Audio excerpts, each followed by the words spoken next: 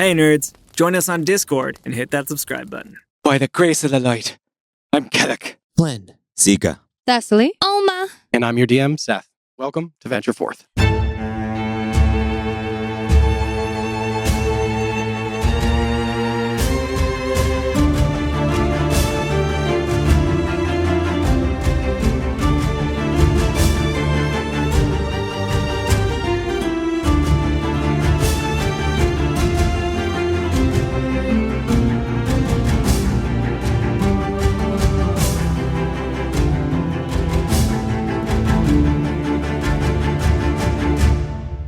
When last we left our heroes, after a pitched battle in the heart of Sunplume that left Barrett Hastel dead and Artemisia captured, the agents of repair quickly left town in order to avoid the ire of any additional local guards.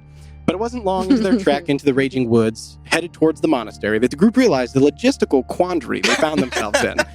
Bound to travel by foot for 2 days to the Oakengate Monastery, with the bound wizard in tow who has already brought the party to the brink of death, they decided to quietly make their way back to Ulma's ancestral home on the outskirts of town. Met once again there with Keeper, as Ceallach began working on his word of recall. Ulma went upstairs with Keeper and discovered a few things of note that had gone unremarked in their last interaction. Namely, that the estate of Lady Alexandra, in its entirety, was left to her, including the not insignificant wealth of the family. After this discovery, the party gathered together in the living room, around the newly lit hearth, here, nearing the end of the long eve, as Flynn and Seeker then used the teleportation circle scroll provided by Hayfried via a Galder speedy courier, and shunted the group back to Hayfried's Void with Artemisia in tow. You reacquainted yourselves with the Void, learned of the addition of a few new cells by Hayfried, and began the long overdue conversation with Artemisia. And after a barbed exchange, Artemisia finally revealed what she believes to be the true nature of Vasronath, and identified him not as a demon, nor as a devil, but as a god, long trapped in the abyss, since before the time even of the old gods. So as we return once again to this moment, Ceallach, as you sling the brand of liar into Artemisia's face, she says to you, very simply, "Am I?" What you're saying? There's no bloody evidence of that. That's not in any of the texts. It's not. You can search every library of a tier. You're not going to find any papers that point to what you're describing. Of course you wouldn't, Ceallach. Don't you think that's on purpose? Don't you think they would have erased any trace of themselves? If he's some kind of god, why wouldn't he leave signs? Wake up, Ceallach. Do you really think that this is the first time this has happened? Do you really think that if mortals can ascend to godhood, that it hasn't happened before?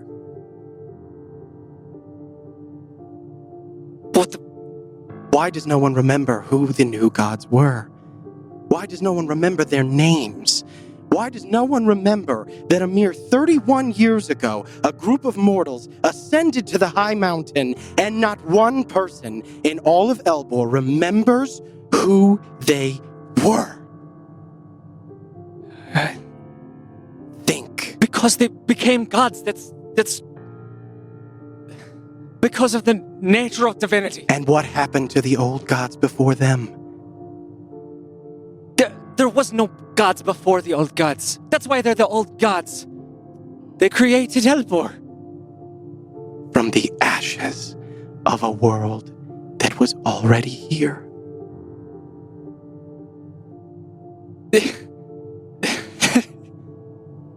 This isn't the first time this has happened, nor is it the second, nor the 100th. Eons, stretching back into a time even Vasronath himself may not remember. Mortals ascend to the high mountain, supplant their predecessors, war and strife. And then what do you think comes next? A swift march toward oblivion. The reckoning. The new gods grow weary of the problems of a world not made in their own image. And so they begin again. A clean slate. A new canvas.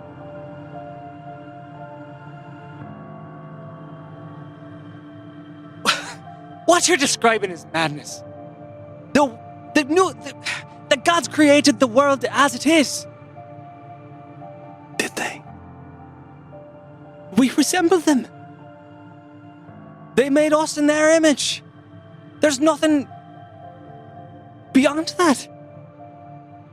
But there is. They are the edges of the world. Basronath is the edge of the world. A god long forgotten, locked in the pit and forgotten by his brothers and sisters. Locked in the abyss, watching for eons as this world is broken and remade anew, over and over and over.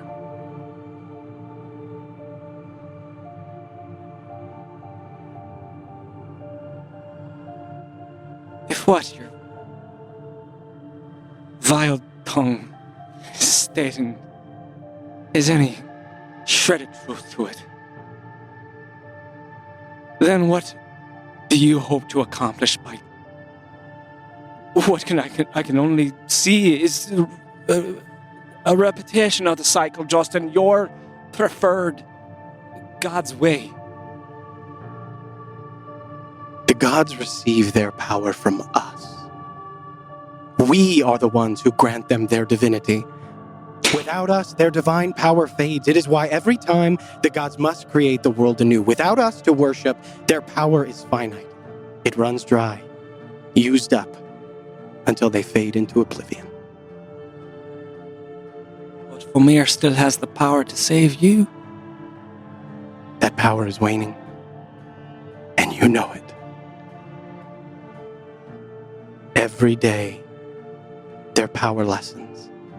You felt it. You feel it now, or do you not? Look to me and tell me you have not seen the diminishing of her light. It only wanes because she's been betrayed. It wanes because she is dying, as she was meant to, as they all should. Don't you see? That is the Order's purpose. Without the gods, the cycle can be broken. Without the gods, we truly have freedom. So what is it you intend to do with the outcast? Free him. And then?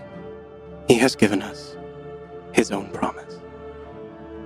What makes you think this promise has any more merit than these gods you despise so? Because he wishes to destroy them, and then destroy himself.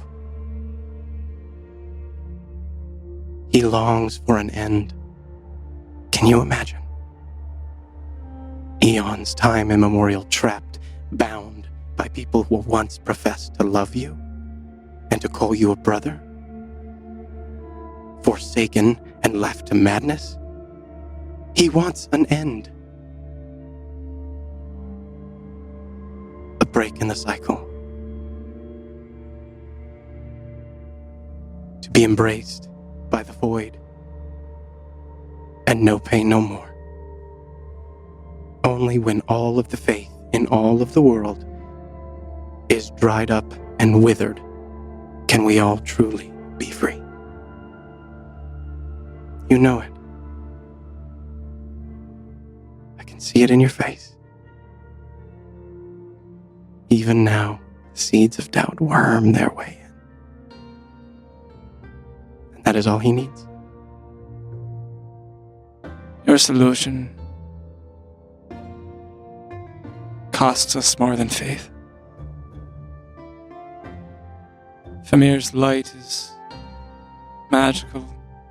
Yes, cures wounds and ails sicknesses, but it is more than that. Her light is the power of the people, power of the denizens of Elbor, and of us joined together. What you want to do is sunder that. The fabric that binds us. Your solution is just as disastrous as everything you pose. Price of freedom. But freedom was denied to you. If the only choice is to worship, that isn't really a choice at all. There's no worship to be done, but to show love to the others around you. Thing you're incapable of doing. Is it not love, Ceallach? What greater love is there than to wish for all the people of Elbor to be free to write their own destiny, without the interference of gods? You say freedom. I think you mean another thing.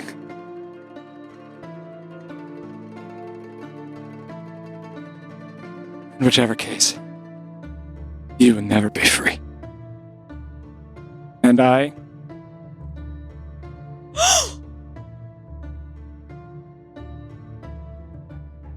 think of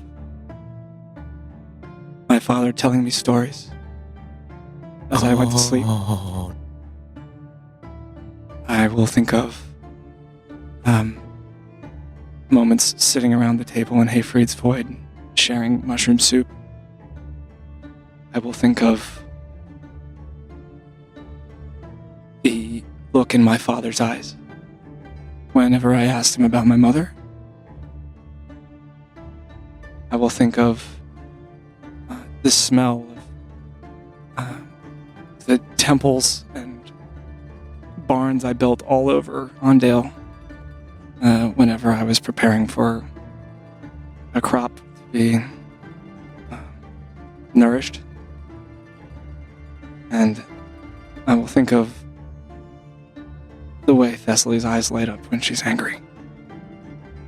And I will hurl Artemisia's cage as far as I can into the void. As you remember the sound of your father's voice, the assurance in his tone, the light in his eyes when he spoke about your mother, the feel of his hand on your shoulder, the smell of the thatch, the roofs of the barns, the smiles on the faces of the people you helped, and the fierceness in Thessaly's eyes. The cage hurtles into the void till it vanishes from sight.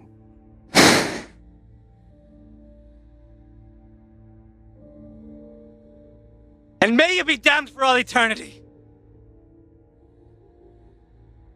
Damn!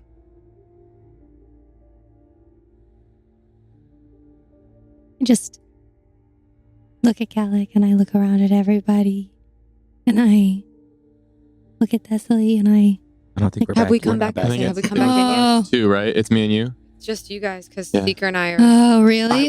I would say you got there. We You- get there. We get there. What? Do we come in- conversation? I got Right caught. at the I end, got or- caught up, but yeah, That's you fine. guys know, not at the end. You guys came in not long after the conversation started. Okay. You basically missed the very beginning, but then you're here. Okay. I look at Thessaly and I like shake my head to Oh, like for me to go I over? like lean my head towards Ceallach to let them know, like, hey, maybe you should. Yeah, I'm gonna walk over. What's Ceallach doing right now? I am extremely close to the edge of the platform. Like, basically, the tips of my toes were on the cage platform. And I am just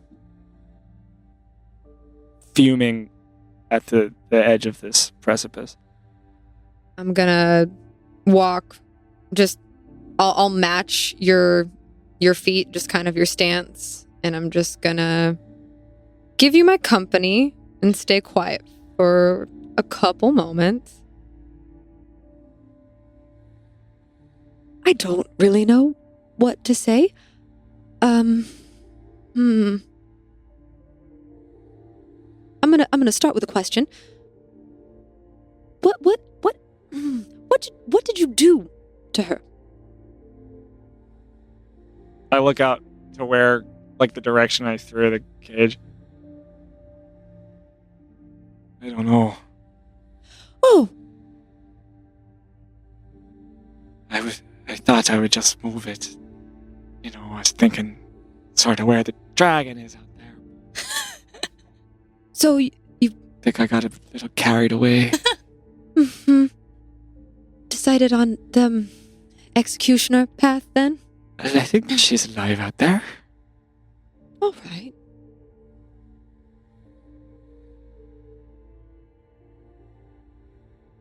Do you think she was telling the truth?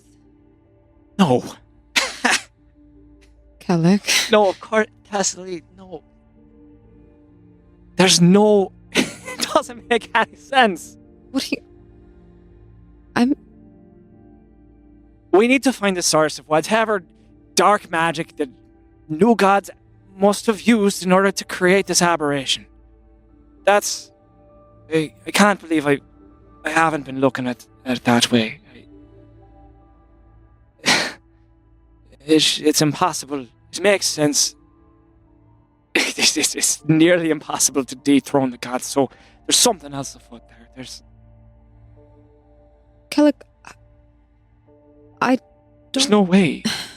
But if it was true, I don't think anything you did for Famir or for the temple or would mean any less.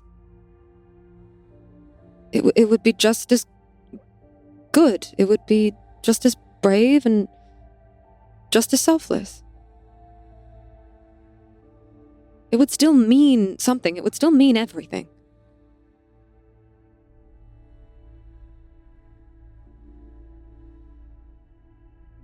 Would it?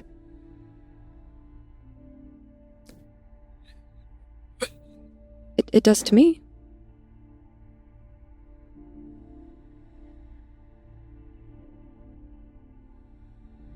I'm inclined to agree with you, Tessely, but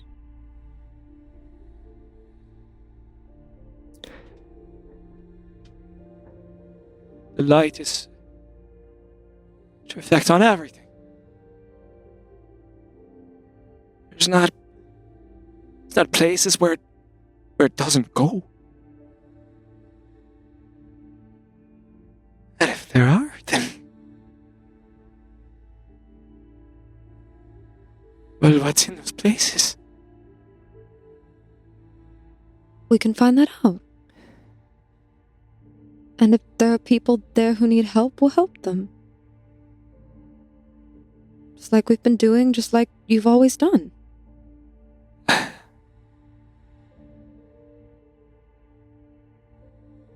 It's all right to give yourself a purpose, Ceallach. It doesn't have to be given by somebody else.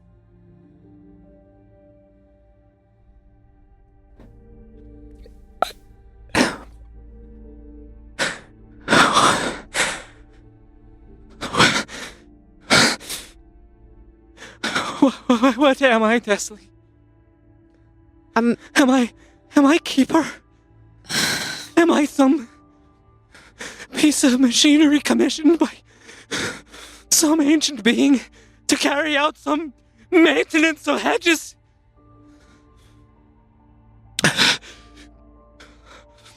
Ceallach, look at me. Ceallach. You are Ceallach Grey. You are an agent of repair. You are a friend to me, and practically a father to Ulma, a mentor to Flynn. You help people. You are a good person, and you have always been all of those things with every choice and every step you make every day that you wake up. And you will continue to be those things, whatever the world may bring you. Because you make choices. Because you have a good heart. And sometimes you just need other people to help you see it. So if you need me to stand right here and keep reminding you, then that's exactly what I'll do. Seeker did it for me, and I will do it for you.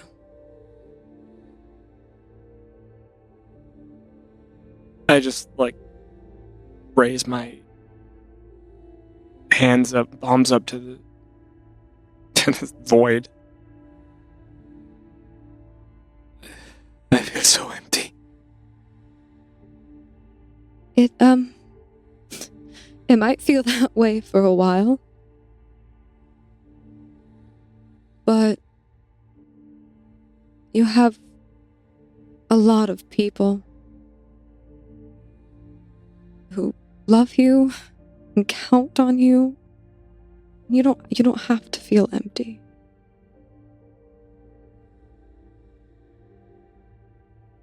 We all feel empty sometimes. It's all right. It's part of being alive. I think I need to sit down. Just I think and I'll try to find a chair. I just sit down right on the edge of the Okay. platform. I'm gonna sit down with you.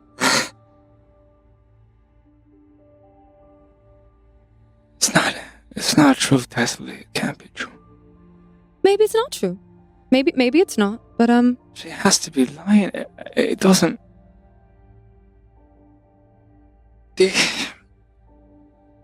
To leave.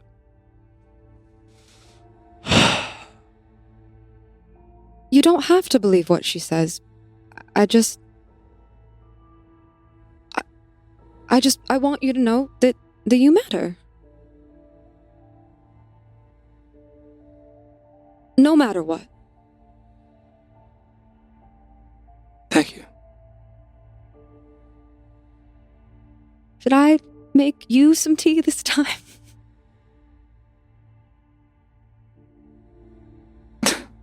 That'd be grand. I'll be right back then. And I sort of get up, dust myself off, and I will find my way. Is it a different platform? Is it? Yeah. Okay. Yeah, there's a kitchen platform. Yeah. I would like to have done something really quick. Okay. While they were talking, we were just Yeah, sitting there you letting guys- letting them console. As they have this conversation off on the edge of the platform. I would just The like rest of to you- do something, and then I guess some of you will see it. So I guess I can't send it in secret, but I would like to, while they're standing at the edge of the void, Mhm. just standing there talking still, I'd like to pull out my little sketchbook Mhm. and do my damnedest to draw Thessaly and Ceallach standing together, consoling, and just standing at the edge of the void. I need you to roll a dexterity check, add your proficiency bonus, and you may roll this at advantage. Ooh, okay. Oh. Feels like the moment. Feels right. Yeah. So You just to know them remind, so well. so I You've been practicing. He has been practicing. so I'm doing dexterity. Dex plus proficiency plus, and then that's And then, okay. Dex plus proficiency. Dex. Drawing for me is a variety of different skills. It can be dex based, it can be wisdom I'm a based. really good drawer. It all depends. I know in the past it's been sleight of hand, but Yeah. I would say, that's what I use when I do it. 99% But observation. So if I roll a 1. reroll. Oh, That hey. counts as one of your two rolls. So yeah, Because you so get how does it, advantage. because I get advantage. You So do roll, I? so you roll the way that Halfling Luck works. You roll 2 dice. If one of them was 1, you re-roll that one and then the other one. So technically, you roll. Or twice more. So this will be roll it one more time, and this will be your first roll. Oh, okay, got it. Okay. Now roll again, and this is your second. Pretty good. Yeah, Much better. What is Much it? better. What is it? All of the better. So Like the total opposite of a- 30. Oh, Yeah. Did you hear me fucking call it? 20. That's why you're loyal to your dice. As Okay. Sorry. Okay. No Jeez. dice skill. as you Flynn, as you see Thessaly walk over, and you see the sort of slackening of Ceallach's shoulders as the words find purchase somewhere, maybe in this moment for him. You see the care in Thessaly's, the way that she's facing him, and in a moment of pure inspiration, you put pen to paper and you capture a moment in time between these two. And it is everything you wanted it to be. I'll, as I'm putting the finishing touches, I'll look up and possibly notice them finishing up, hearing the tea, hearing that you're about to get tea, and I'll just look up, and before Thessaly can turn around, before Kelly can turn around, I will shut my book. Perfect. Put the pen back, slide it in my backpack. You said you're getting tea. Do you need any help? Sure. If you I was actually gonna. How does the kitchen here work? I wanted to make. I have a specific idea. Right. I think, and I'll start walking towards to bring the kitchen down. I think you think of the ingredient. If you want to make something, I think you think of the ingredients, and then those are procured in the cabinets, and then you bring them out of the cabinets. I think that's what Ceallach did to make the soup. All right. So if you know like how to do the tea, like what goes in it. Yes, I'm going to. Okay. So I'll do we need to bring the kitchen down? Mm-hmm. I'll think of think of some things and bring it down. That's some stuff. Or maybe I'll look to I'll look to Thessaly and I'll just say, I don't know if you want to practice or try, but Oh. if you want to, if I really don't know why Hayfried made his void so emotional. he doesn't seem like an emotional guy, but then there's this. So I don't know if anyone's told you, but so you want to think of something in succession. If you want, do you want to? I mean, first I should ask, do you want to try? Because I can just bring it down, but I figure maybe we should all know how to. Sure, I will. Yes, I'm pretty good at casting in my own right, so of course this should be. Yeah, so it's not really. Should be. I mean, it's magic. But so how do I do that? You teach me. So be my teacher. I'm gonna give you the bullet points, and you will give it a shot, a try, an attempt.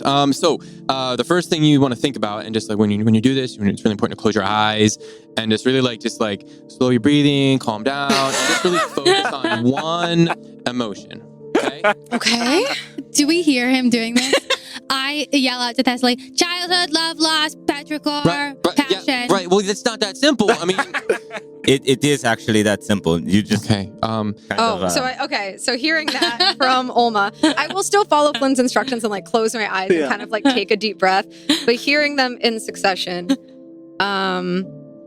I will think back to my childhood. I will think back to not the cottage, but the little apartment my family and I shared on the inner streets of East Haven. And I will think of sitting around the table with my mother and my father and my two younger brothers and my two younger sisters, and just how wonderful it was to have a meal with them at the end of every day. And I will sort of let that flourish into the love I had for teaching the twins to take their first steps and helping Hazel learn how to read and showing Ceallach how to fend off some bullies who thought they could get the better of him.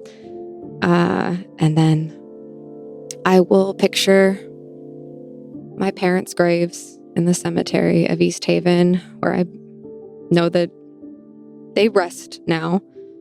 And then I will think of the days that I used to go to the garden at Lord Farron's estate with my father, and the smell of fresh earth when he would let me plant the bulbs and the seeds of the flowers around the estate, and how it would always smell best right after it rained. And then I will think of Ceallach when he talks about his belief in Famir and all of the beautiful things that Elbor has because of her.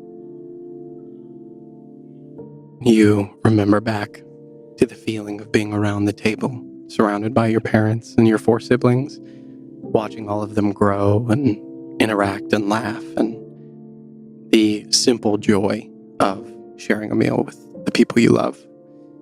You go back to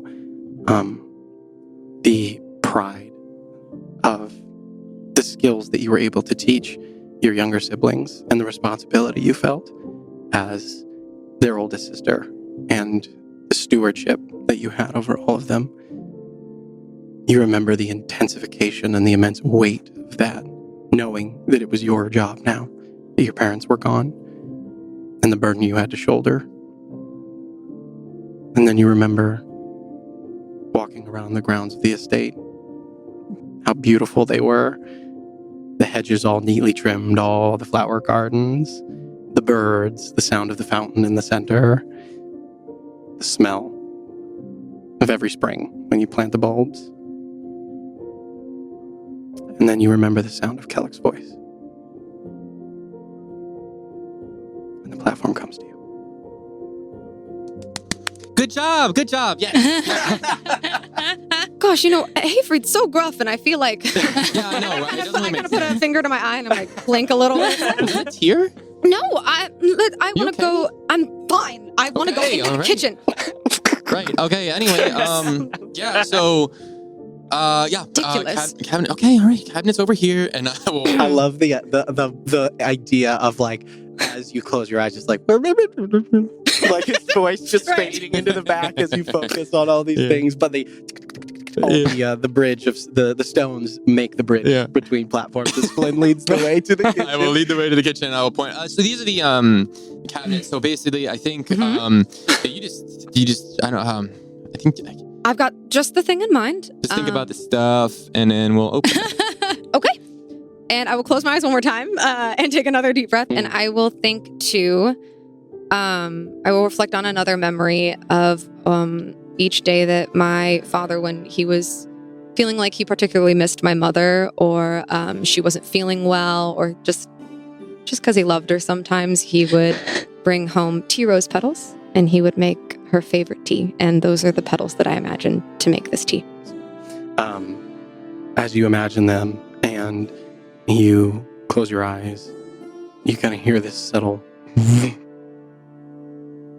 as you open the cabinet, and there you see, like, actually in a sort of planter, a bunch of fresh rose tea leaves. What's up there? Roses and rose petals. Do you want to help me sort of crush them? Get a Yeah. mortar and pestle? And Sure. we'll add a few. Just gotta bring them down. Though. I can't. Oh, right. And I'd sort of bring them down. Thank you. Thank you. I taught me a lot today. Look at you teaching me. How about that? Yeah, you've taught me some things, so I feel like it's only fair. Just like one thing, but yeah. Yeah, well, you teach me more than you know. Oh.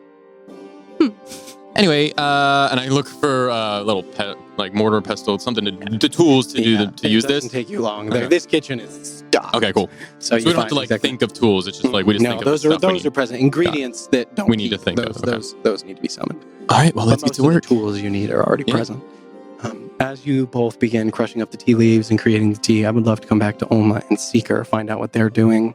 How has Seeker been processing all of this? How has Oma been processing? What's going through your guys' heads? What are you doing? Alma's a little distracted and is exclusively thinking about how, because hearing all of this, she's basically, I'm exclusively thinking about how the Fallen Storm ties into Vosfornoth. Like, I'm just trying to figure out why that happens. And then I'm going to open up the notebook and see if there's anything in somebody who lived 800 years, if there's anything in Lady Alexandra's notebooks or the packet I got. I guess I don't know necessarily that there's papers in it, but I know there was at least the one paper. Mhm. So I'm bringing that out, and I'm just going to kind of like, for a while, I'm just going to sit there with it to try and piece together why Vosfornoth stealing magic from an old god would how that would help, and what the purpose of that would be in this. Yeah, Gotcha. so that's kind of, I'm just trying to figure out why, like, how the Fallen Storm and the Red Wolf will fall into line with Vosfornoth. Copy. So I would love for you to go ahead and make an investigation check as you look through the journals. And then second to that, I would love for you to make an insight check as you begin to think about the implications, the connections, and with some of these journals kind of at your disposal as you start to look through.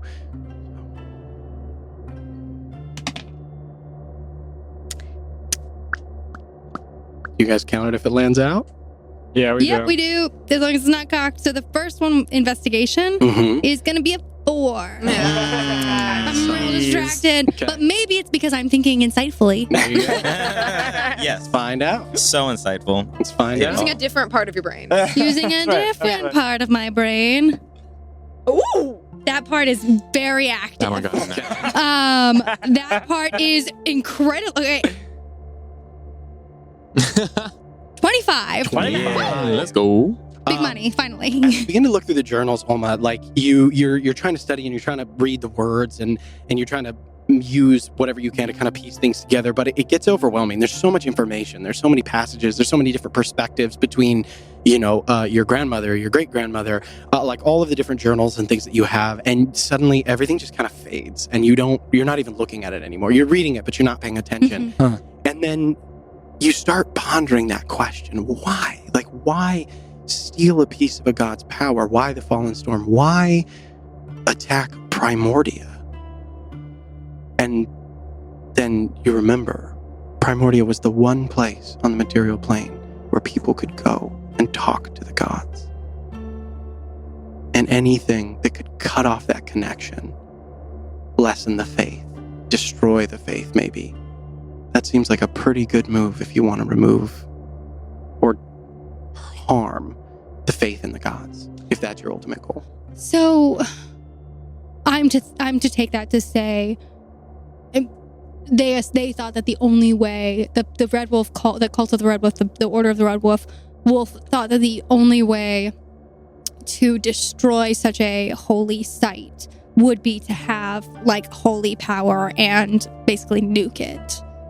Effectively. That's what they so they didn't want to kill the gods with the fallen storm as much as destroy the communication. Probably a bit of both. Okay. But failing one, resorted to the other. Got it. So they even thought maybe the fallen storm could kill the gods. Maybe by siphoning off a piece of a god's power. Step 1, right? If you want to diminish faith in the gods, steal their power from them. Second step, cut them off from everybody. And that may And be third step, destroy them. And if possible. they just made it to second step. Got Or it. just slowly let the faith in the gods Yeah. wane. Yeah, they could be on between 2 and 3 right now. And 3 yeah. right now. Yep. Well, but the fallen storm died, I think. Yeah, but the faith is far as still we're- waning. Yeah. Okay. You're able to, and like as you kind of look at the journals, you kind of sit up with as the epiphany kind of hits you of it all. And I'd be curious to know how Oma feels about that insight, knowing that that legacy is now passed to her. I will look down at my hands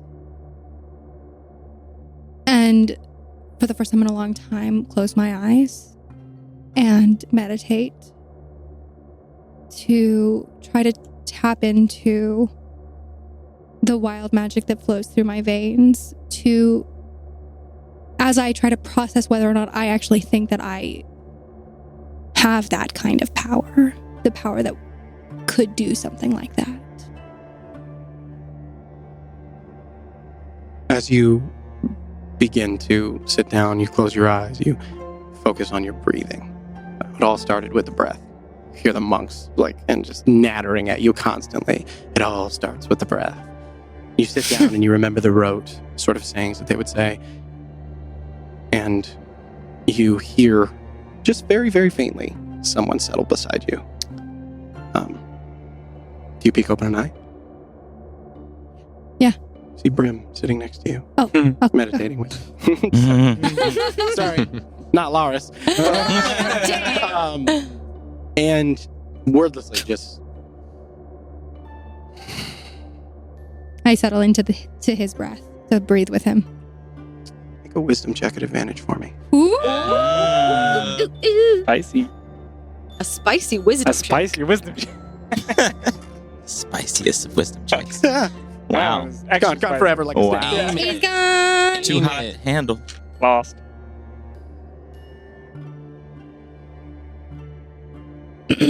Wisdom check? Mm-hmm. 15. 15. Nice. You breathe. And as it is so often the case for you, your brain just won't stop. No. And then it slows, Mm. and all you hear is your own breathing. Ooh. Quiet. And in the silence, in that kind of space between, kind of almost overlaid underneath your eyes, you see vibrant purple. Coursing.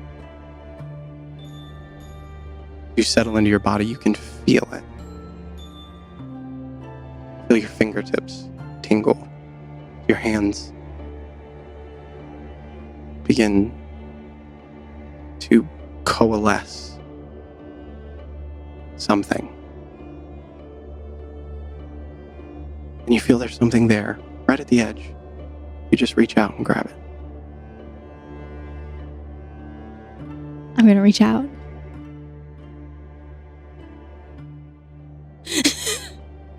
You, Seeker, Okay. see as Oma starts to glow purple. As you see, very faintly, that sort of almost an outward expression of what you saw in her just yesterday when you cast Identify. That coursing purple energy in glass before it comes back. And you feel there's something there, something you can grab a hold of, but you don't know how to use it just yet. And then it slips from your grip. There's something there. Something you haven't accessed before.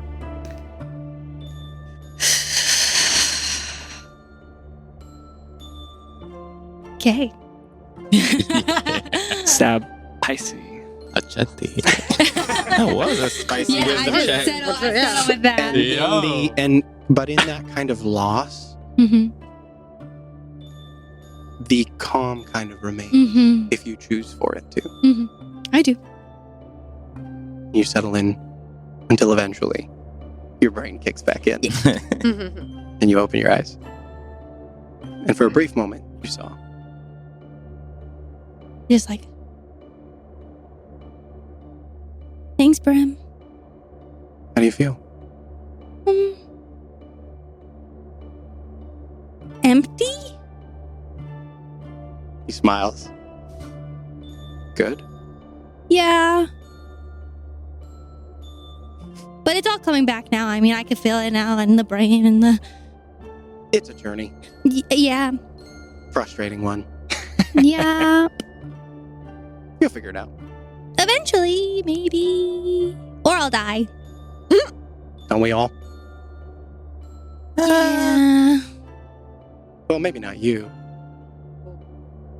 Well, I did die once. No shit. Yeah. That's the only answer. Worst babysitters. And if you're all right with it, I'll go over to Seeker.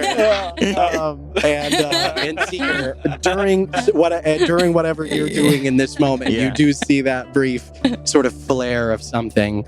And again, it was almost like an outward manifestation. Like Of you the saw internal. it. You saw it through Loris's magic, through the Identify spell. You kind of saw that like glass and purple and Mhm. sort of coursing through her. But for again, like the briefest second, you saw this sort of outward manifestation of it before it receded kind of back. I don't know, what does Seeker make of all that? And how has he been doing, feeling? Looking around at everyone, I would have pulled out of my bag my scroll that I took from my father that has the ancient elven script on it, and just been kind of knowing that I can't read it, just kind of looking at it, thinking, like trying to use it to focus my mind. The words that she said aren't confusing, but I don't believe them all to be true. I also don't believe them all to be false. And I'm just kind of trying to tie some of the things together, like hearing very early, one of my first trips to this void, that someone said that the entire mission of this Red Wolf was to sow chaos, and they were trying to lessen the power of the gods, but it seemed the war seemed to not be working, and that actually people seemed to be picking up faith, and that we sit here and this Artemisia says that this has happened hundreds of times or thousands of times throughout the eons. And also rolling up my left sleeve and looking at my tattoo, which has a semicircle and then a horizontal line, the sigil of Loris, and starting to just like cast a sacred flame just so I can see it emblazon purple and kind of have that plasmatic energy run through my arm and feel it, and knowing that this is real, trying to figure out what it means that this has happened before, and that they're trying to, what are they trying to do? Are they trying to replace the new gods and reset the world anew? And listening to something that stuck with me was Ceallach saying, you say freedom, and I think you mean something else. And that just keeps kind of replaying in my head as I'm thinking through all of these things. Yeah, and then seeing the little living Lars over here start to meditate, and this aura and energy coalesce around her, having a sense of awe. And do I get a sense that she is finding some kind of connection and or control? Like what? Interesting. I don't think it's very often that you see Olma meditate, at least not successfully, right? Olma tries a lot, if I'm not mistaken, but very rarely does she achieve that kind of meditative state. But as you see her still and like not fidgeting, not moving, just like deeply breathing and fully present, and you see that kind of outward manifestation, I think Seeker is insightful enough. I think he really he's able to see there is the potential almost for some form of connection there. But as to what that is, what, a child imbued with the power of divinity? With the essence of magic? Who knows? And I think that right there kind of is one of the deeper questions. Like, well, what is divinity? If it's taken over and over and over and over, then what is it? What is this? That's kind of rolling around in my head. As you look down to the tattoo on your arm and you feel the magic at your fingertips come to you again and again and again, divinity is at least this much. At least this much. The power to maybe do something good, if you choose to. I think the last thing, I would just look at Des and Flynn. Or not Des and Flynn. Oh yeah, Des is over with Flynn. That's right. In the kitchen. Ceallach's over there, just doing this Ceallach does. Yeah.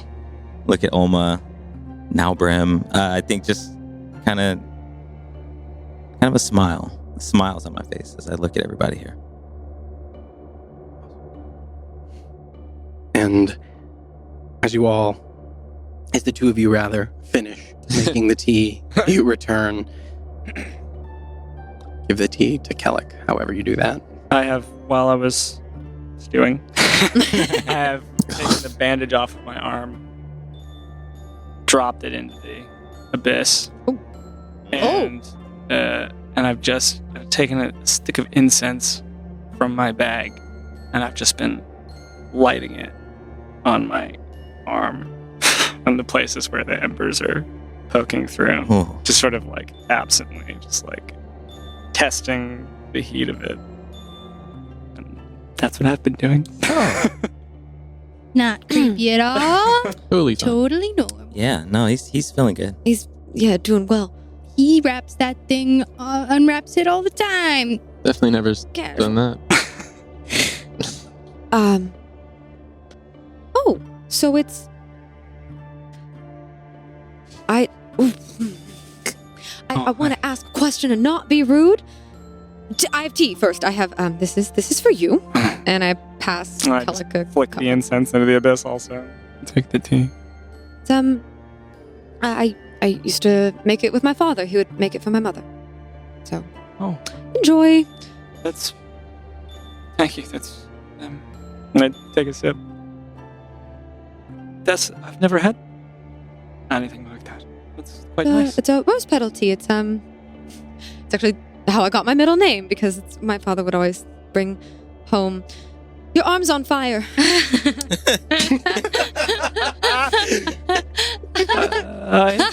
That it is. Sorry, It doesn't bother me at all. No? I've never. You seem bothered. No, I've just never seen you. It seems I've never seen you like that. I Normally, you keep it covered. Covered. Oh. I worry that it will unsettle people. Why? That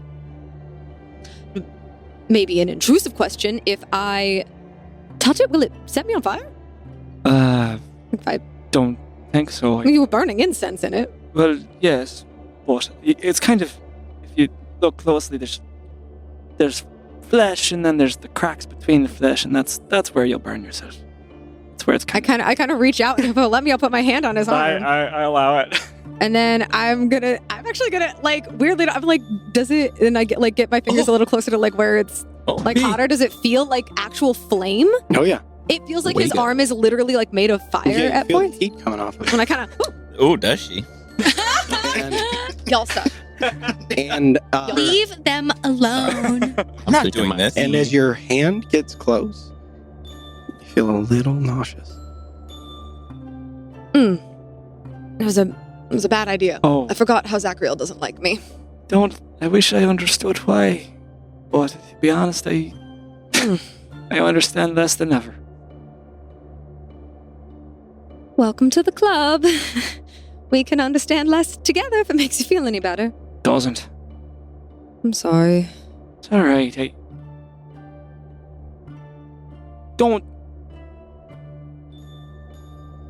don't know what to say. When we first set out on this journey, I came across a graveyard in the Shadow Timberland. Oh?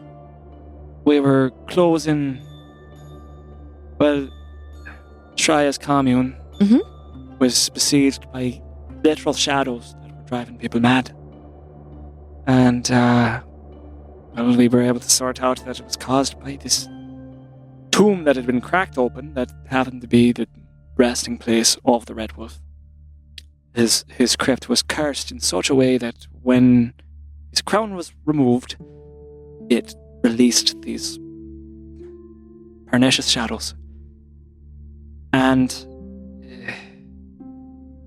what really shook me at the time was that none of the elves in the commune even knew that the graveyard existed. Oh. And this was a commune dedicated to Ilduria, who planted the trees of the Shadow Timberland.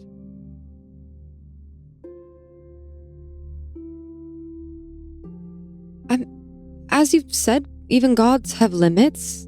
Sometimes there's a way to hide or obscure things. Yes. I think a lot is still possible. I don't think we have a good explanation yet. Does such an explanation exist? If we're going to fix whatever's going on, I have to believe that something, some sort of truth can come out of this. It might not be the one we want, and I think we should be prepared for anything, but something. The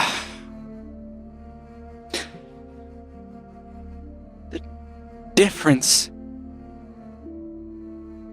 between gods and demons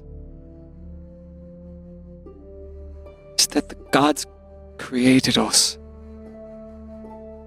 They have a stake in our success, our survival. Whether or not they achieve their aims of helping us, they want us to be helped. Demons, they want something else. And maybe they make a exchange for that can be helpful, temporary sense.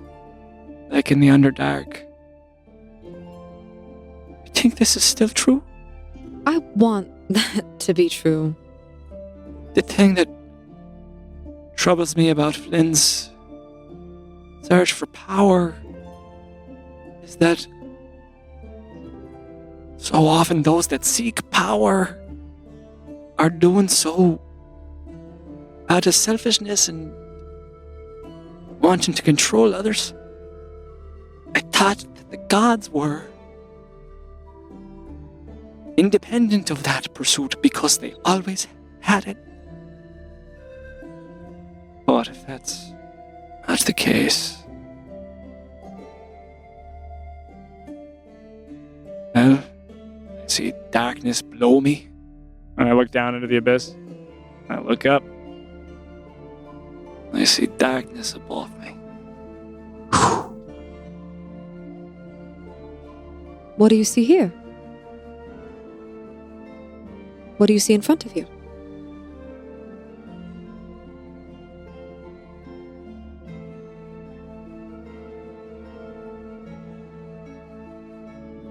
Ceallach? Yes. What do you... Sorry, I thought I said something. I asked you... I mean, look around. What do you see here on Elbor? Well, we're in the void. Is the void in No, Elbor? not strictly speaking. Okay, but do you understand what I'm asking you, right? Yes. Yes, Elbor. Yes, you're talking about Elbor.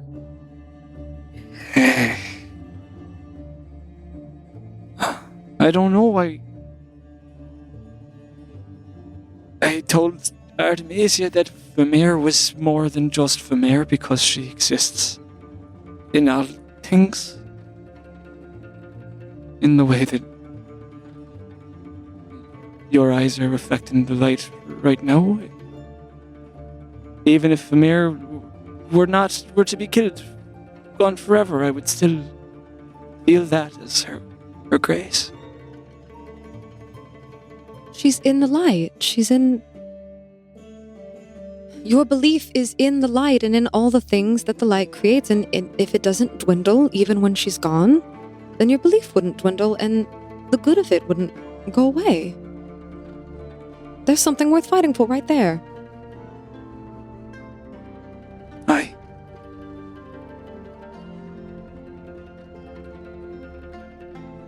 Aye.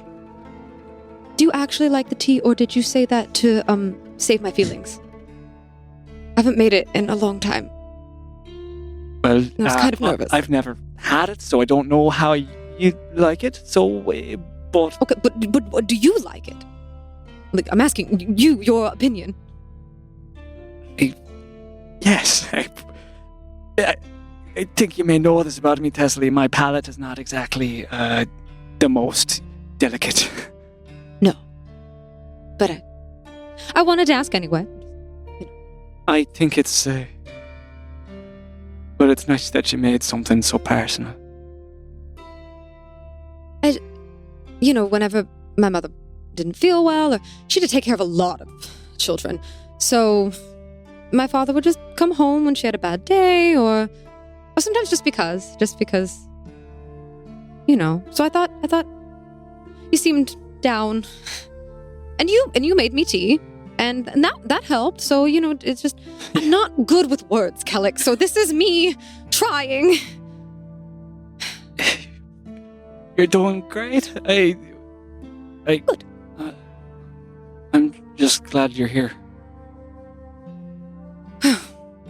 I thought for a second there you were going to, fall off into the void. Kind of scared me.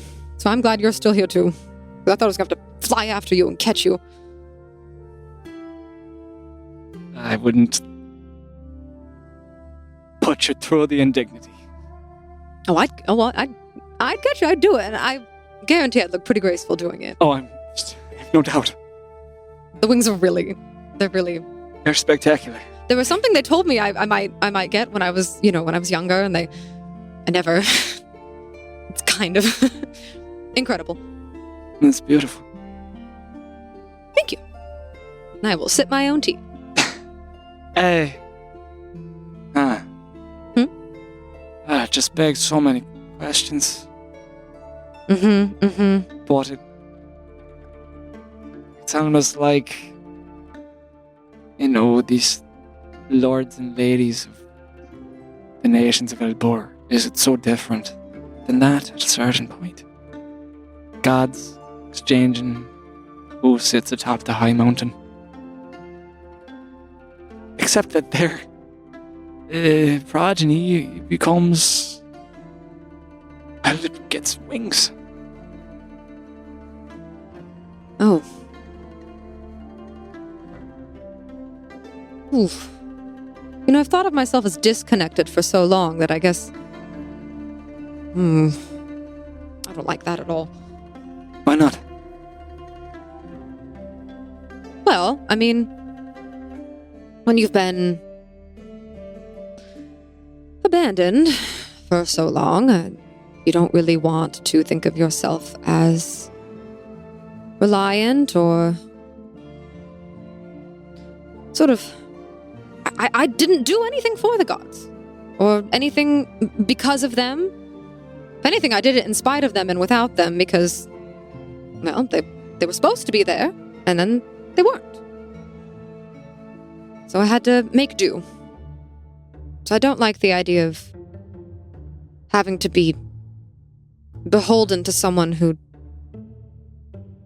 never cared for me in the first place. Well, just because you receive their gifts, do you think that makes you beholden to them?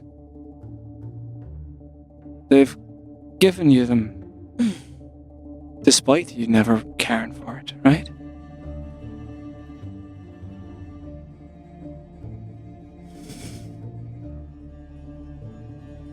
That's true.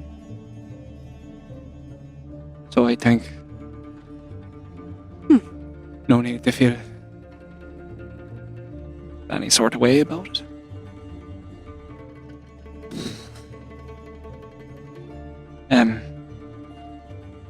Do you think that there'll be answers at the monastery?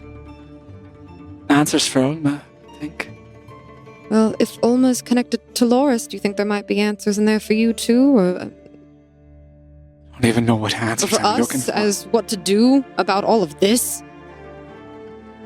I think our aim remains the same. Whatever the case, whatever crimes the old gods committed, or the new, certainly immense loss of life that the Order of the Red Wolf is attempting to achieve in order to make their grand change is not worth it. No, it's not. Do you think the world is better off without gods?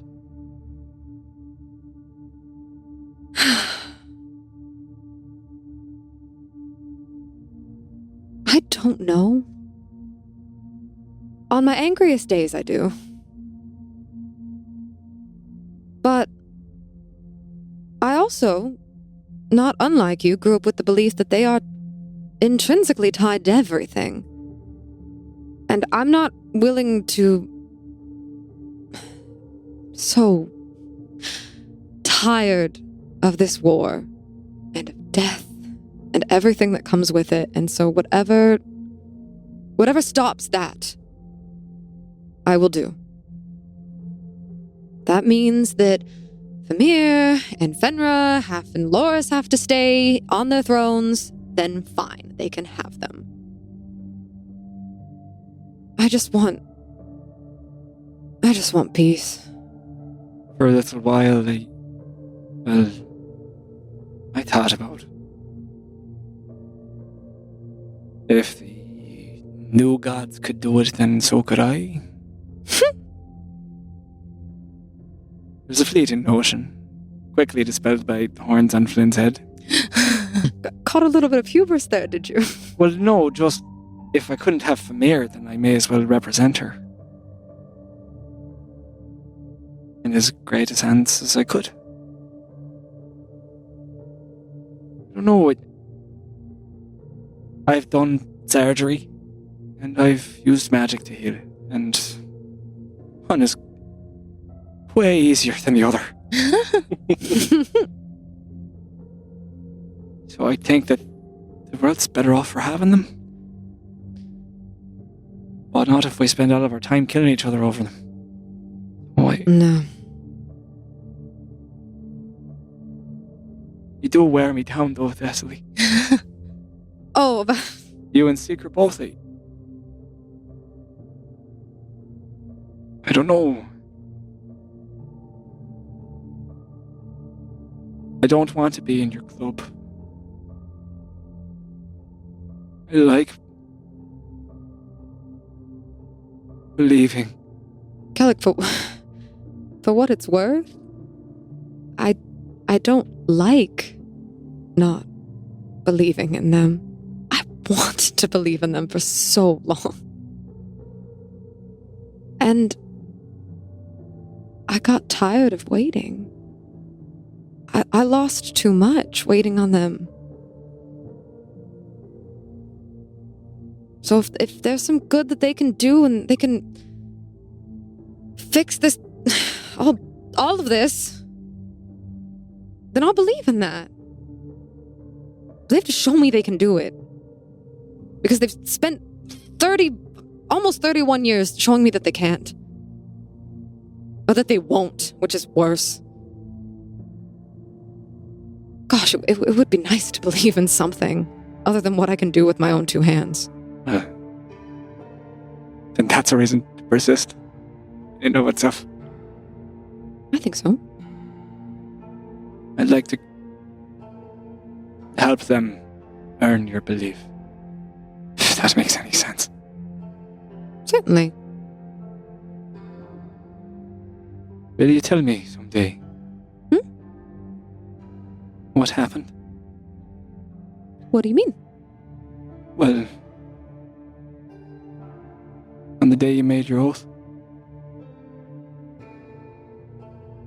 And my hand just kind of absentmindedly goes to touch the scar on the left side of my face. You know, I haven't talked about it since it happened. Well, you don't have to. But if you want, I think I could trade you a story. And I look down at my scorched arm. I would like to hear that. And I just seem really torn for a moment. And I just kind of bite my cheek. I'll consider that. You know, Flynn helped me make the tea. Good. Yeah. Flynn really cares about you, Ceallach. I know. Okay. I let him keep the magic book, didn't I? That's me better judgment. And, Ceallach, as you see the laugh come over Thessaly at the joke, you see a light in her eyes. You're not sure where it's coming from. But whatever it's reflecting, it's not here in the void.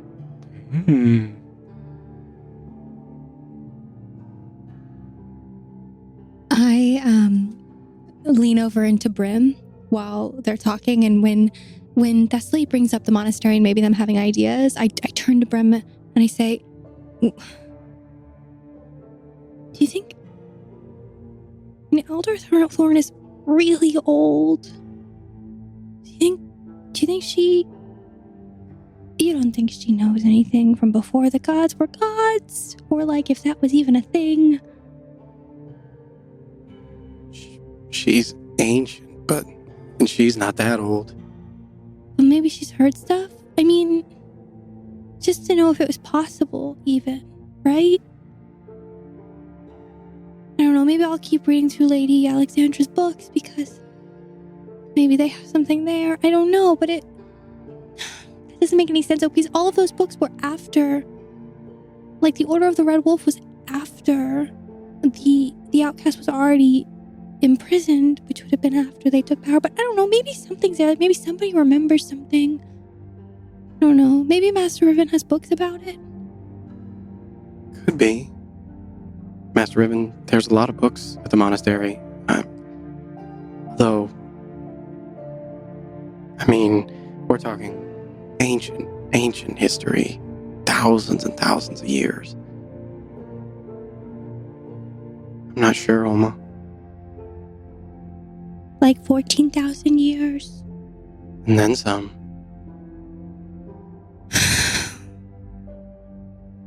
Okay, but maybe we can ask. We'll ask.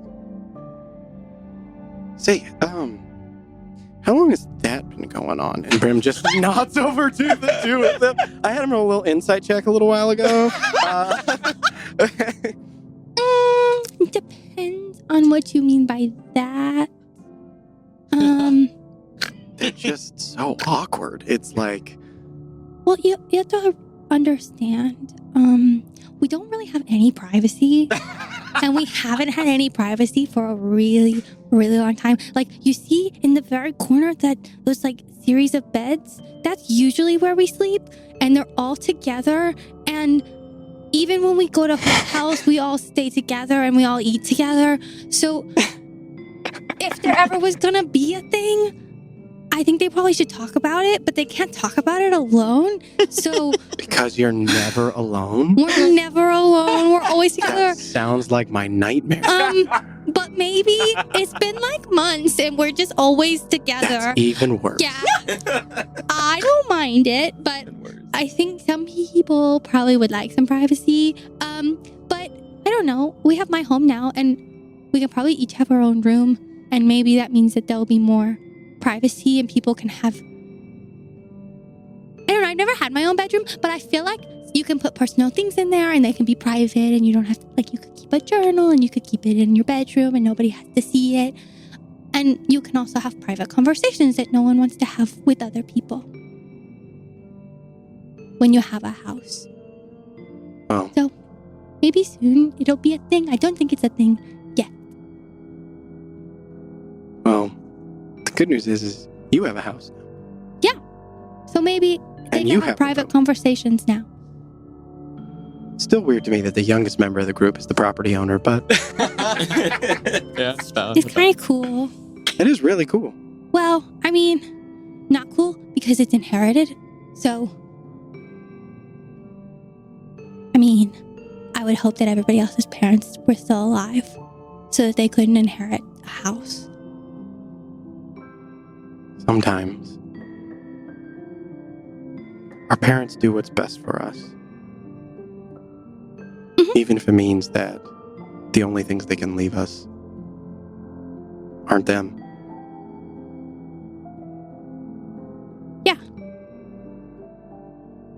But anyway, I think they'll have more privacy and they can actually talk. But I do know that Ceallach wants to be pretty for Cecily. That's all I know.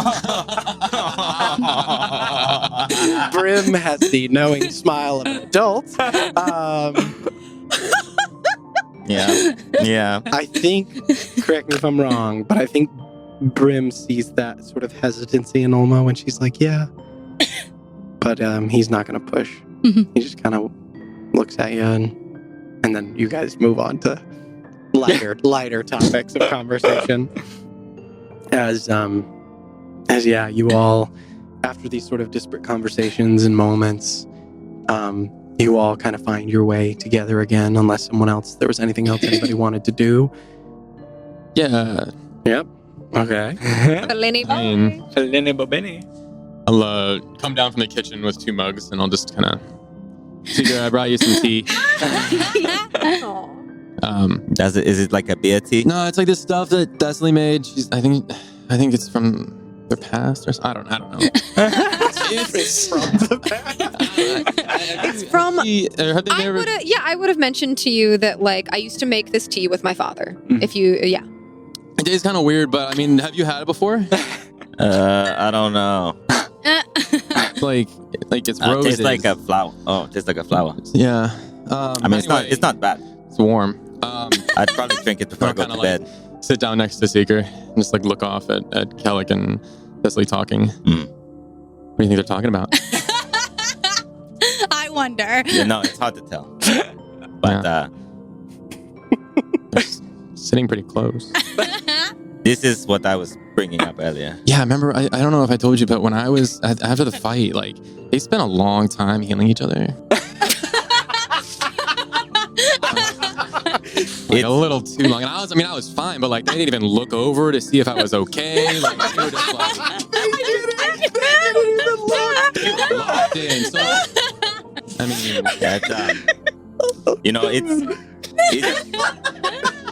it is.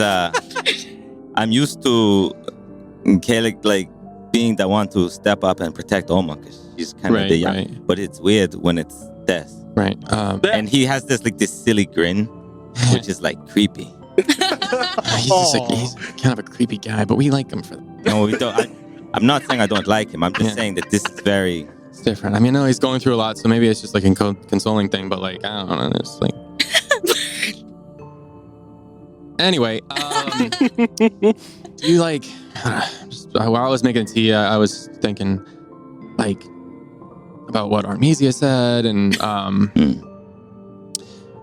don't know. I don't like know too much. I mean, I know of the gods and I know about them, but like, I'm not really like a big like woohoo for me or kind of guy. So yeah, you don't strike me as that. Yeah, so I'm trying to piece it together. Like, I mean, I could take it either way. I mean, I've always lived with the gods, right? They've always been here. And I'm not ancient like Ceallach, but I mean, would it be different if there was a god?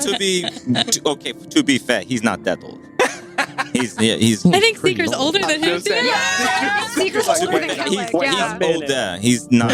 Well, regardless, I mean, I haven't been around when there weren't gods, so I don't really know. But I'm also like, is a cycle a bad thing? Like, maybe cycles are okay. Like, that's like the world kind of goes in a cycle. So, like, maybe cycling gods is, or I don't know. What do you think?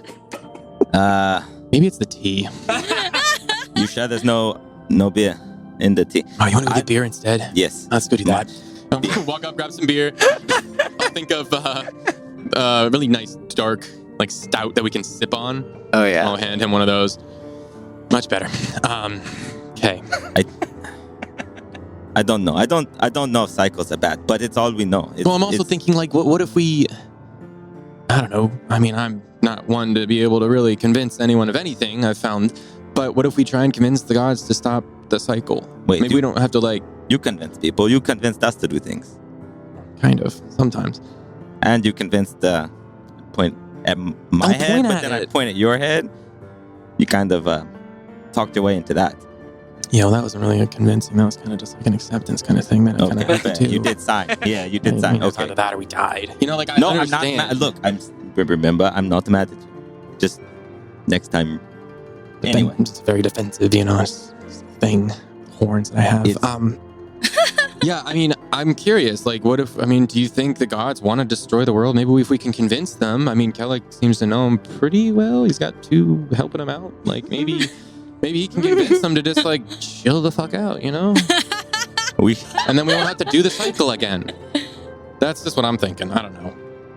The stout is helping, though. How fast do you guys drink these beers? I feel like Flynn's already. I'm staring at mine. I'm just like. Why don't we just tell them to chill the fuck out? Yeah. I don't know. I don't think everything she said was true. Yeah. But why don't we? Well, I didn't think that. I don't know. I had some thoughts, but I don't. Now I'm kind of curious what. Because if that's true, then what I was thinking isn't true. What were you thinking? I don't know. Okay. I'm thinking of a lot, but. Here's what I think. Yeah, please talk. Whether there are cycles or not. Yes, it's good beer. Okay.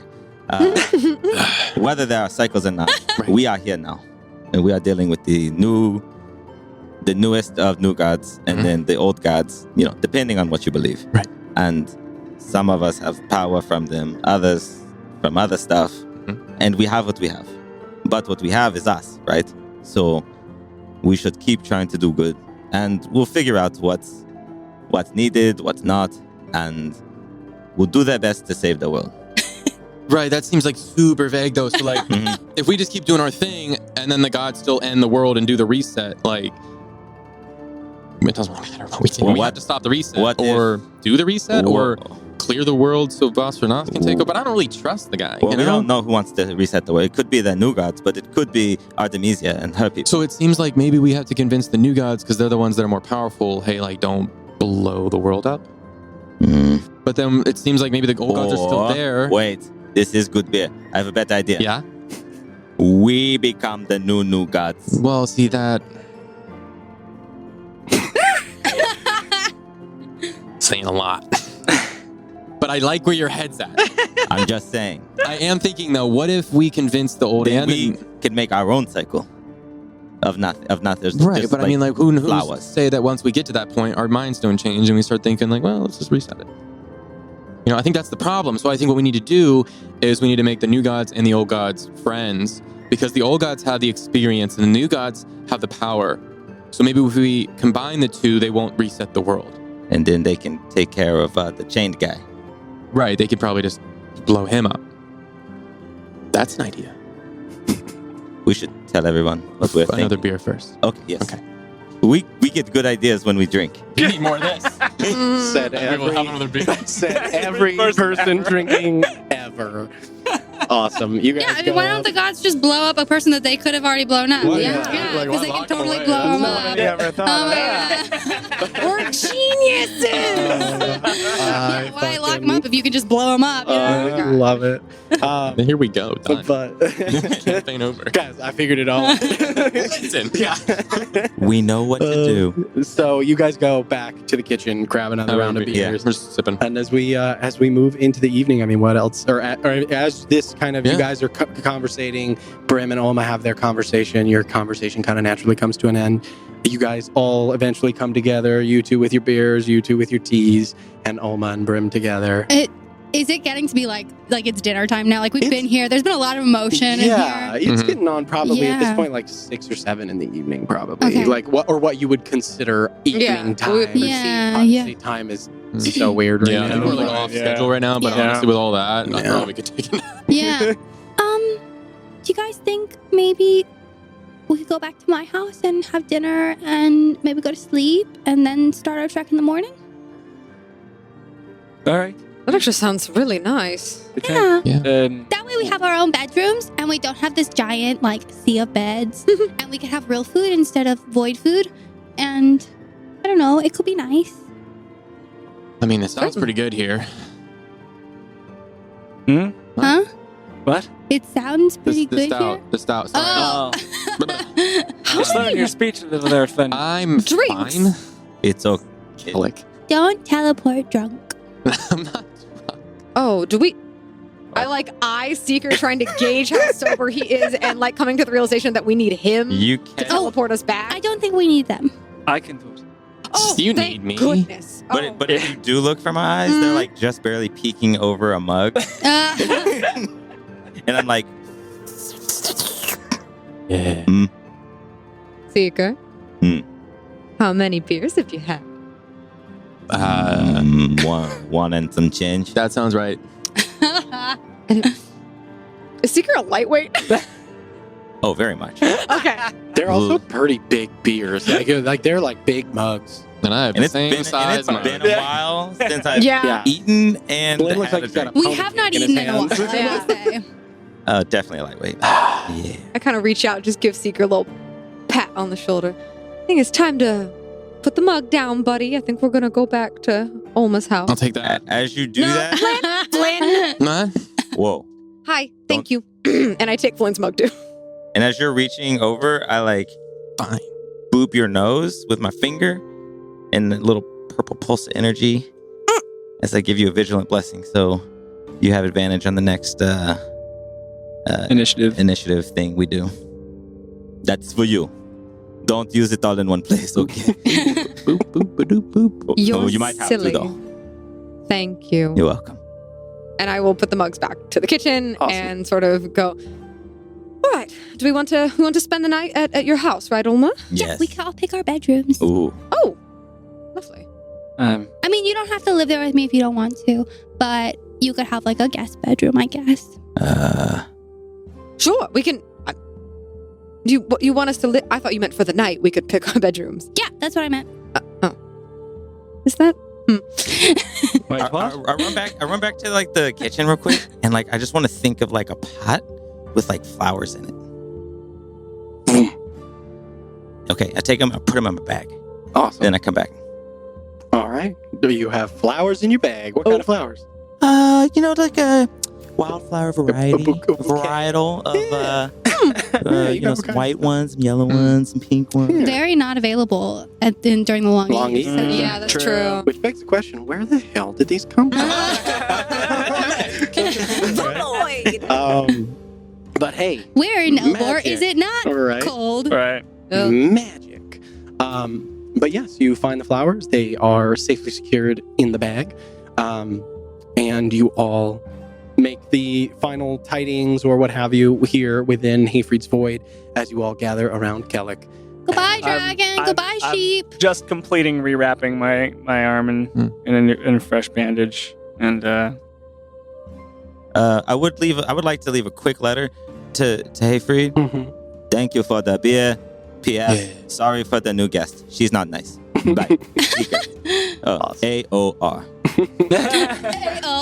Awesome. You leave it right there, sort of just right next to the note that Coins. says, the coins take a while. Yeah. Hayfried. I mean, he knows we're coming back. He's the one who sent us the teleportation. Yeah. He's got Yeah. it. So you leave the note there, and as you all gather around Ceallach, who is freshly bandaging his arm. getting close. Do we have to touch you? No, just be near me. I'll do it if I have to, and I touch your cheek. Seeker. I push his hand away. We can just. No. It's fine. Okay. I'll get Stand back here. and I will hold on to his Here, I to touched it. Ceallach's robe and cloak. What'd you do? And kind of pat Nothing. him on the thigh. Right. You feel the very familiar present at this point. The little pat of Ulma on your The thigh. resting state of my robe being tucked. Yeah. All right, ready? Yes. Yes. I think this will be quite a bit more pleasant than the usual way. Jirus, and I will teleport us. What does it look like when Ceallach uses this spell? What do you think what is the visual appearance of it? So, as I cast Word of Recall, the small cracks that go throughout my arm that sort of reveal the embers kind of broiling underneath. You can see even through the fresh bandage, they flare up underneath it. You can see the lighting coming through the bandage, and then it all sort of culminates in the palm of my hand, which normally you're used to seeing things come out of it, or when I pull it across, you can see the way it tears the fabric of the universe on the other side of things when I pull out the spiritual weapon, and so on and so forth, and summon celestials.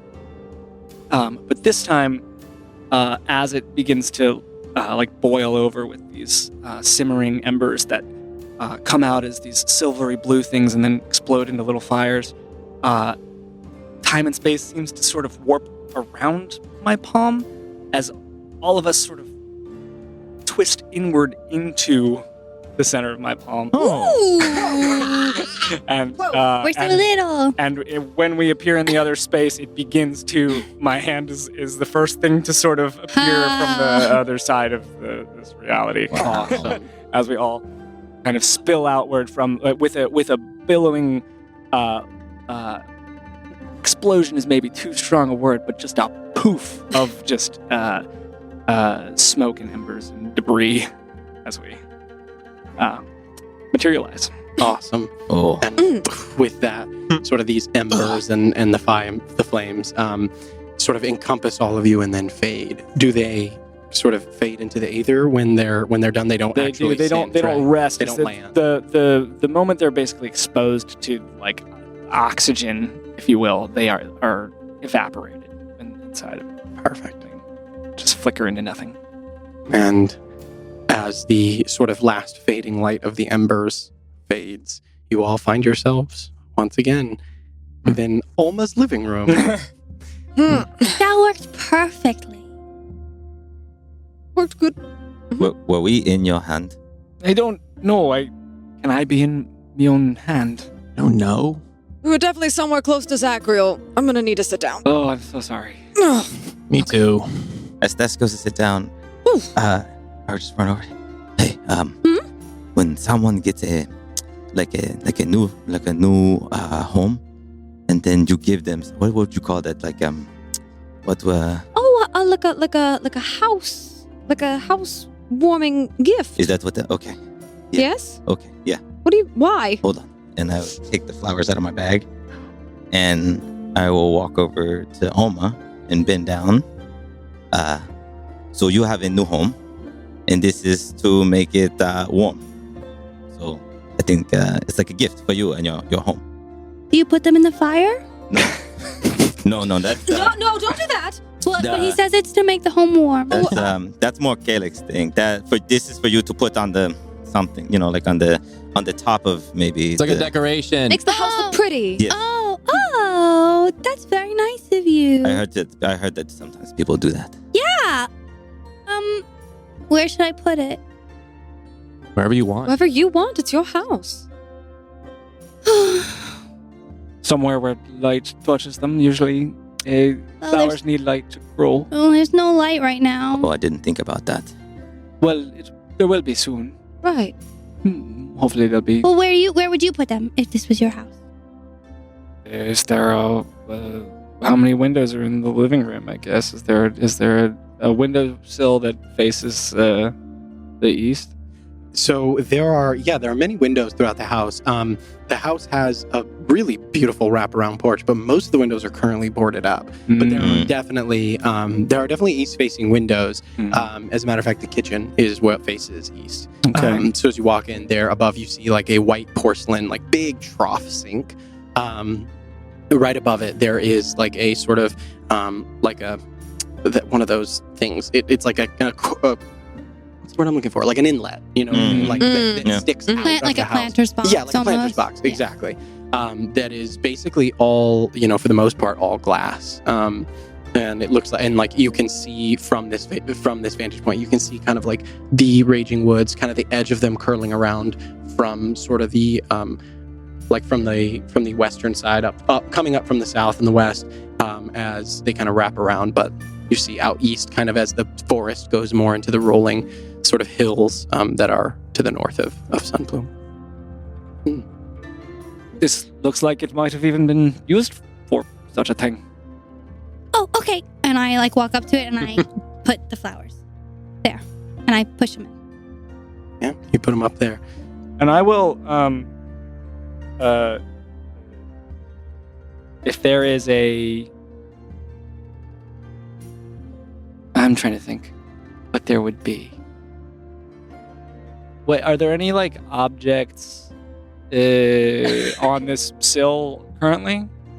Yeah, there's a handful of objects. You can see what looks to be some of this house. It looks like it was literally left midlife. Right. Mm-hmm. There is dishes that are sitting there sort of drying in the sun. You can see a really nice wooden cutting board that's just kind of up there.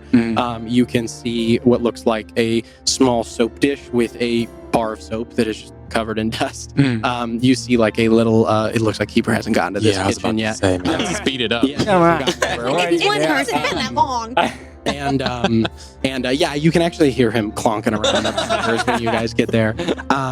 And you see there what looks like a couple of portraits also in this sort of windowsill area off to the sides.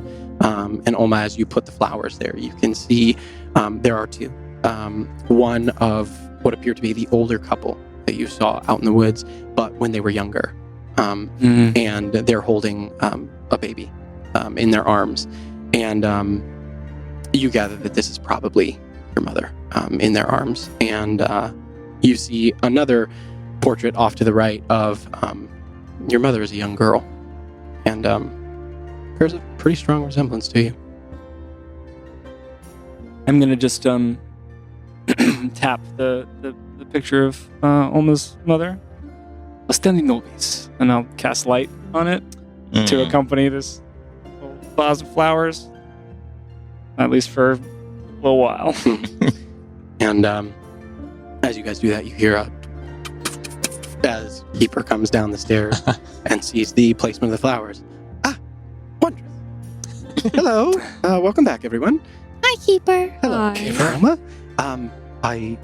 You are back very soon. Excellent. I've already gone out and grabbed some of the groceries, and he walks you over to the pantry. And he opens it up, and you can see like a fully stocked larder is here now. Like there is Nice. basically most of the what you would need for cooking. There's all kinds of different vegetables and things like that. Some of them are maybe not quite as fresh as they would ordinarily be because of obviously the time of year. But there are like tubers and different kinds of like more root-like vegetables, lots of carrots and potatoes, things like that. There are a few like handfuls of dried herbs and looks like some dried meats and things like that. Basically a full larder for what looks like about between 7 or 8 people maybe. Cool. Nice. But he kind of leads you over, and I haven't gotten to the rest of the errands yet. But That's is there okay. anything you require? I think we were gonna make dinner and then probably rest here for the night. Wondrous. I'll set about preparing the rooms. Thank you. You're welcome. And he turns and walks back up the stairs. Okay, well, Nice to have someone who thinks it's wondrous to have us around. yeah. Welcome. I don't really know how to cook other than the mushroom soup we made the other day, but it looks like there's some stuff here for a nice like stew, maybe some vegetable stew, and there's other stuff, Sure. maybe some noodles. I could. We could do something together. I'll pull out a dagger and head towards like some potatoes. There might be some cutlery in here. a knife in the kitchen. Perfect. Use that. Might still be a little from the beer. Cool. Yeah, and I'll pull out like bread, like whatever kind of crusty bread we have, and I'll pull out the root vegetables and the carrots and things like that. I'll pull out if we have any mushrooms. I'll pull out those. Herbs.